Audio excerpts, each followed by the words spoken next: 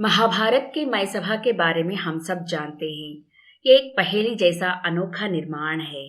इसी में दुर्योधन को अपमान का सामना करना पड़ा। मय सभा ने ही कुरुक्षेत्र युद्ध का बीज बोया। मय सभा एक भूल भुलैया जैसा है, लेकिन द्वापर युग में इतनी बड़ी टेक्नोलॉजी कहाँ से आई? मय सभा का निर्माण मयासुर ने किया। आखिर मयासुर है कौन? क्या मेक्सिको में मायंस के रहस्यमय निर्माण हमारी मय सभा से जुड़े हैं? इन बातों पर अब हम गौर करेंगे।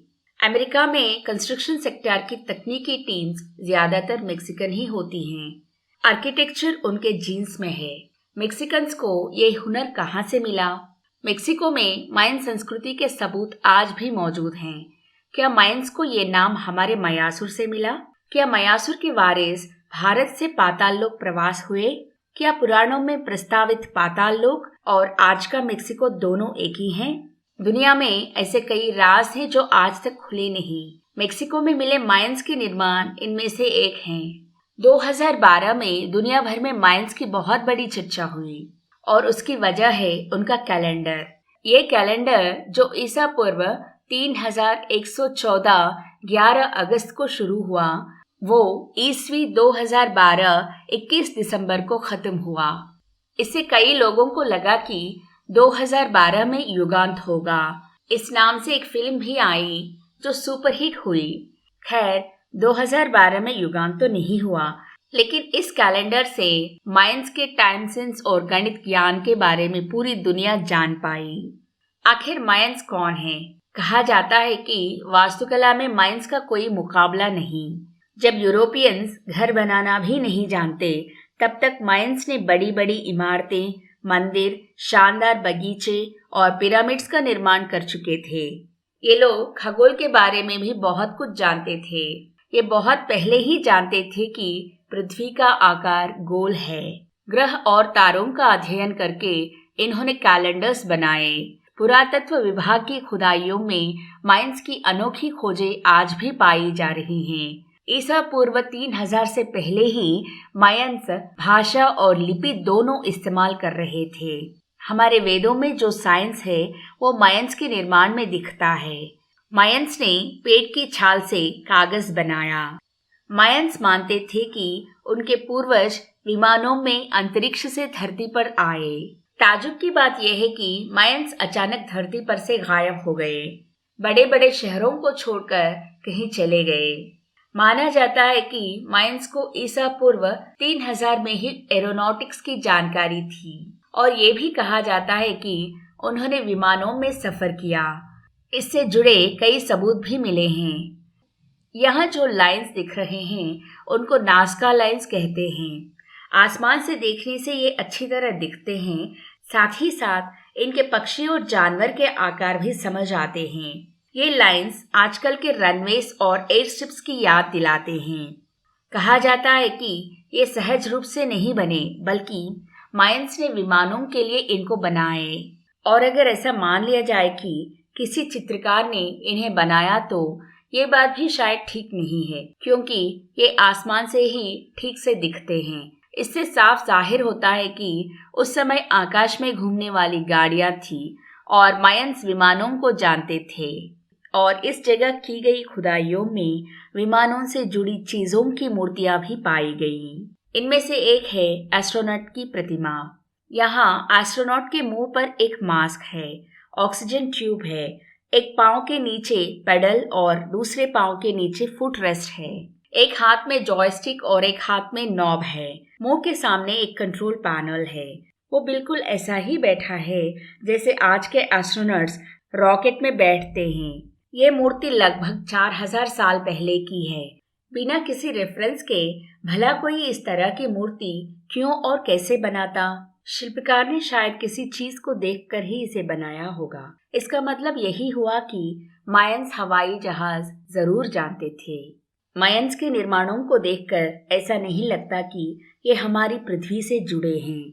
ऐसे निर्माण आज भी कोई नहीं बना पाएगा। कोई नहीं जानता कि इतना असाधारण कौशल उन दिनों कैसे मुमकिन हुआ। ये बात आज तक राज बनकर रह गई। हजारों टन के पत्थरों को एक जगह से दूसरी जगह ले जाकर एक दूसरे पर रखना कोई मामूली सी बात नहीं है।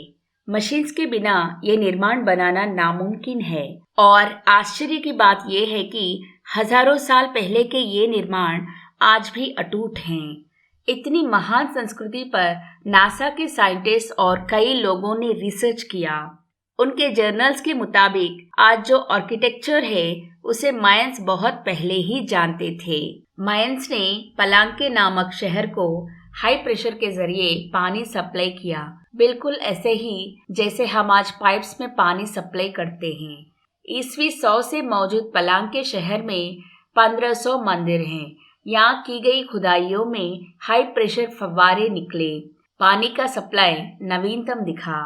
मायंस ने इस शहर में पुल, डैम, स्विमिंग पूल्स बनवाए जो आजकल के मेट्रो सिटीज में दिखते हैं। आखिर हजारों साल पहले ये कैसे संभव हुआ? यहाँ के मंदिर एल्लोरा के मंदिर जैसे दिखते हैं। मायंस के विश्वास और भारतीयों के विश्वास काफी मिलते जुलते हैं। मायंस मानते थे कि मरने के बाद इंसान की आत्मा पाताल लोक की शिबला नामक जगह पर जाती है। कहा जाता है कि ये शिबला ही हमारे कल्कि का जन्म स्थान शंबला हो सकता है। मायन संस्कृति में भी पुराण पुरुष और देवता थे। मायंस अत्यंत विश्वास से क्विचक्वाट्रो की पूजा करते थे। ये भगवान कई सर वाला एक महासर्प हैं। इनका एक और नाम है कुकलकना। हमारे दशावतारों में से आखिरी अवतार कल्कि से कुकलकना का नाम जुड़ा हुआ लगता है।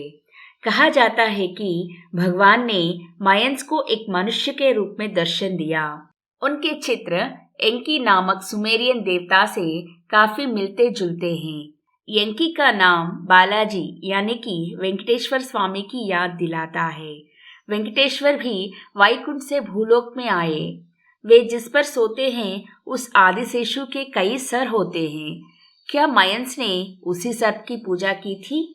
मायंस का कैलेंडर ईसा पूर्व 3114 से शुरू होता है।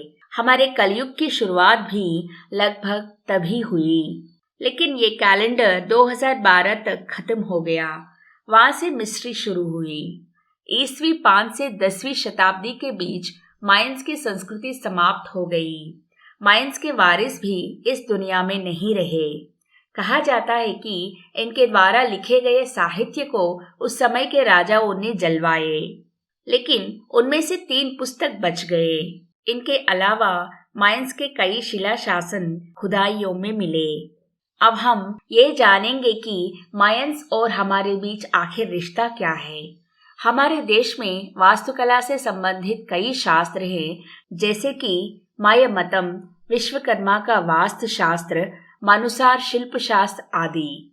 विश्वकर्मा को वास्तुशास्त्र के मूल पुरुष कहते हैं। उनको ब्रह्मा के मानस पुत्रों में से एक के रूप में पूजते हैं। पुराणों के अनुसार विश्वकर्मा ने अपने कौशल से देवलोक, स्वर्गलोक और कई लोकों का निर्माण किया। विश्वकर्मा के दूसरे पुत्र हैं मय। पुराणों में बताया गया कि कई लोक, भव्य भवन, रथ, विमान, मंडप, शस्त्र आदि का निर्माण इन्हीं के द्वारा किया गया। इनमें से इंद्रलोक, वैकुंठ, कैलाश का कल्याण मंडप, इंद्र सभा, वरुण सभा, कुबेर का लोक आदि उल्लेखनीय हैं। महाभारत की मय सभा इनमें से काफी प्रसिद्ध है। भारद्वाज शास्त्र में प्रस्तावित त्रिपुरा, शौभक, पुष्पक विमानों का निर्माण मैंने ही किया है। कहा जाता है कि हवा में उड़ने वाले महान शहर यानी कि स्पेस सिटीज का निर्माण भी उन्होंने ही किया। इन शहरों को त्रिपुरा कहते हैं। एक कहानी के तहत जब शिवजी ने त्रिपुरों को ध्वंस किया तो उनके टुकड़े एक जगह पर गिर पड़े और इसी कारण वो जगह त्रिपुरांतकम कहलाती है। मय महाभारत से ज्यादा जुड़े हुए लगते हैं। शिशुपाल के भाई साल्व के लिए मय ने शौभक विमान बनाया। कुबेर के लिए विश्वकर्मा और मय दोनों मिलकर पुष्पक विमान बनाए। वाल्मीकि ने रामायण में लिखा कि पुष्पक विमान में चाहे जितने भी लोग चढ़े और एक मनुष्य के लिए हमेशा जगह बचती है। सुदर्शन चक्र, त्रिशूल और वज्रायुध जैसे अद्भुत शस्त्रों का निर्माण विश्वकर्मा और मय दोनों ने मिलकर किया। पुराणों के अनुसार माय देवताओं के शिल्पकार हैं, लेकिन उनकी जगह का जिक्र कहीं नहीं है। विश्वकर्मा को माय के साथ साथ त्वष्टा, शिल्पी, दैवज्ञ नामक पुत्र भी हैं। इन सबको माय का परिवार ही मानते हैं। इसीलिए माय के बाद जो भी पैदा हुए उनसे माय के वंश बढ़ा और ये सब मायंस कहलाते। जब मेक्सिको के असाधारण निर्माणों को सावधानी से परखें तो ऐसा लगता कि इनको बनाने वाले मायंस और हमारे मायंस एक ही वंश के हो सकते हैं। अमेरिकन पुरातत्व शास्त्रज्ञ भी मानते हैं कि मायंस का वास्तु ज्ञान, वैमानिक ज्ञान और खगोल ज्ञान बढ़िया है। हमारे पुराणों के अनुसार विश्वकर्मा और माय इस तरह के ज्ञान के धनी हैं और इस बात के ठोस सबूत है कि महाभारत के समय मायंस भी थे। तिब्बत की संस्कृति में भी माय या माया नाम सुनाई देता है। इजिप्ट संस्कृति में भी इस नाम का जिक्र है। शायद पिरामिड बनाने की तकनीक मायंस की हो सकती है। रोमन्स ने मई नामक देवी की पूजा की। इन्हीं के नाम से मई महीना का नाम रखा गया। इस तरह दुनिया भर के आर्किटेक्चर पर मायंस का बड़ा प्रभाव है। क्या हमारे मायंस कुरुक्षेत्र युद्ध के बाद मेक्सिको चले गए, वहां महान निर्माण बनवाए? इन बातों का जवाब अब तक तो नहीं मिला। जो भी हो, ये बात तो सच है कि मायन नाम के जड़ भारत में ही हैं।